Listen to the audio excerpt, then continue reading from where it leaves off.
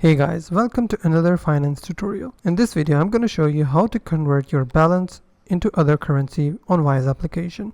So to convert your money, what you have to do is open Wise application, and then you have to select the balance account from which you want to convert money. For instance, if you have three different accounts, USD account, and the second one is Euro account, and the third one is the British Pound account. So if you want to convert from USD, then you have to select the USD account. You will see an option called convert. Once you click on convert button, and then it will ask you to enter the amount you want to convert, and you also have to select the currency in which you want to convert your money to. It will give you a review that how much amount you are converting from USD and how much amount will be converted into the currency you have selected.